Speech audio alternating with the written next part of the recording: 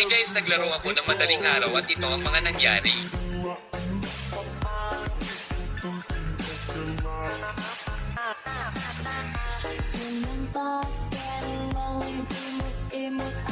By the way guys, kahit wala na sa Meta si Gus Iron kaya parents sumabay sa 5. Wala naman talaga yan sa Meta Heroes kundi nasa galaw yan.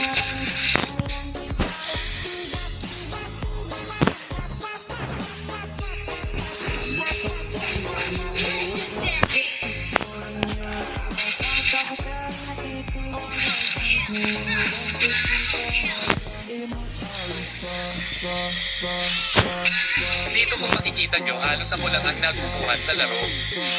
Minsan guys, may mga hero talaga na mapilitan nating gamitin kahit hindi naman tayo marunong.